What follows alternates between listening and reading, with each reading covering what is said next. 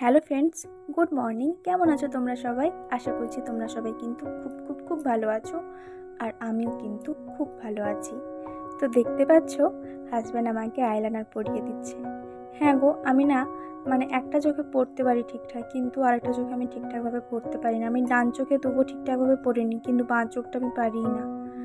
আমি আইলাইনার ঠিকঠাকভাবে পড়তেই পারি না, তাই কাজলকে পরেই চলে যাই। কিন্তু আমার কাজলটা না কোথাও একটা হারিয়ে গেছে, এই মুহূর্তে পাচ্ছিলাম না।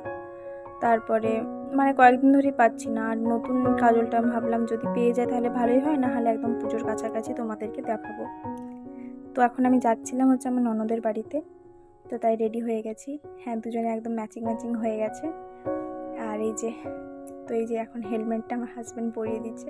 ও কিন্তু বরাবরই এরকম, আমার শাড়ি পরিয়ে দেয়, আমার চুলও মাঝে মাঝে আমাকে সুন্দর করে বেঁধে দেয়, যেটা পারি না আমি। তো খুবই ও কেয়ারিং, বউয়ের প্রতি একটু বেশি কেয়ারিং ও। তো যাই হোক, এখন আমরা বেরিয়ে পড়ছি এই গরমের মধ্যে। 10:30টার দিক করে বেড়াচ্ছি, আর প্রচণ্ড রোদ, এই ভাদ্র মাসে প্রচুর রোদ। আর এই যে জঙ্গল পেরিয়ে যাচ্ছিলাম, আমার তো বেশ ভালো লাগছিল। তো আমি যাচ্ছিলাম আমার ননদের বাড়িতে। তো এই যে এখানে এসে খেতে বসে গেছি। আর হ্যাঁ, ও চিকেন টানতে যাচ্ছিলো, তখন আর কি আমি ভিডিওটা করে নিয়েছি। আর কোথাও গেলে না আমার কেমন একটা লাগে আর কি ভিডিও করতে। যাই হোক, এটা তার পরের দিন।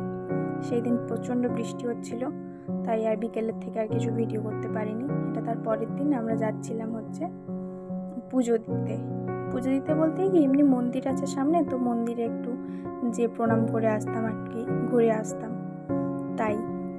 কিন্তু আমাদের দুঃখের বিষয়, মন্দিরটা তখন ছিল বন্ধ। তো তোমাদেরকে দেখাচ্ছিলাম ওইখানের আশেপাশের সমস্ত জায়গা। এটা হচ্ছে শালবনী, মেদিনীপুরের শালবনীর ভেতরের দিকে গ্রামগুলোতে আর কি। তো রাস্তার ধারে ধারে দেখলাম যে কাশফুল ফুটে গেছে, তো পুজো একটা আমেজ চলেই এসেছে।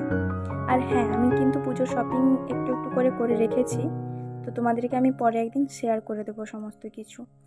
আমার এখনও কিছু টেলার দোকানে দেওয়া আছে, তো আসুক কিছু, তারপরে তোমাদেরকে দেখিয়ে দেবো।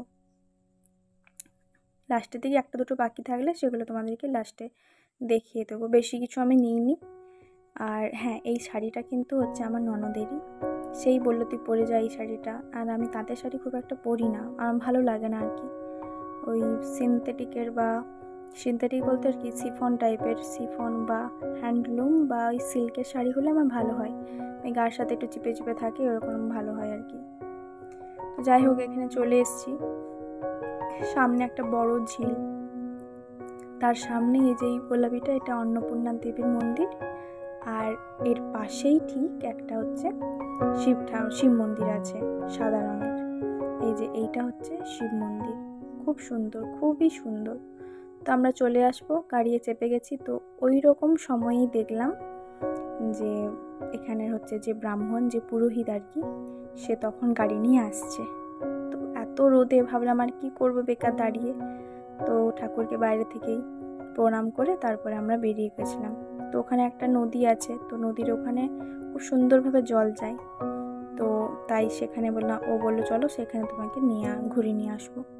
তো আমি ভাবলাম ঠিক আছে চলো, আজকে তো চলে যাব। তো এটা তার পরের দিন, যেদিন গিয়েছিলাম আমার ননদের বাড়িতে, তার ঠিক পরের দিনের এটা ভিডিও, সকালবেলাটাই।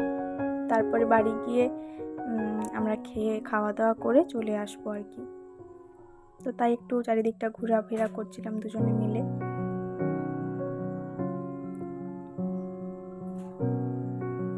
এই যে আশেপাশের রাস্তাটা দেখো, প্রাকৃতিক সৌন্দর্য খুব সুন্দর লাগছিল। আর মেঘটা দেখতে পাচ্ছ এখন, ওই যে বলে না পেঁজা তুলোর মতন আকাশের মেঘগুলো ভেসে থাকে এই পুজোর আগেটাই, ঠিক তেমন। এই যে এখানে খুব সুন্দর লাগছিল, খুব সুন্দর, চারিদিকের পরিবেশটা খুব সুন্দর।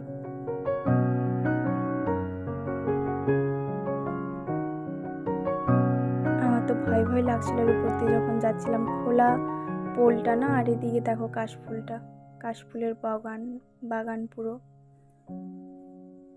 চারিদিকে কাশবন, মধ্যিখানে এরকম জল যাচ্ছে। আর এই যে এখানে যে পোলের ওখান থেকে দেখো গরু নিয়ে একজন আসছে আর কি।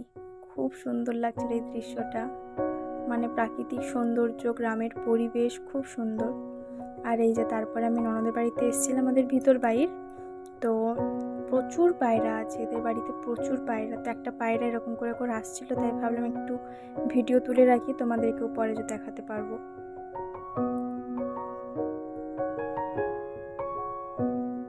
তো আজকের ভিডিওটা কিন্তু এই পর্যন্তই। তোমাদের কেমন লাগে ভিডিওটা তোমরা কিন্তু অবশ্যই আমাকে জানাবে।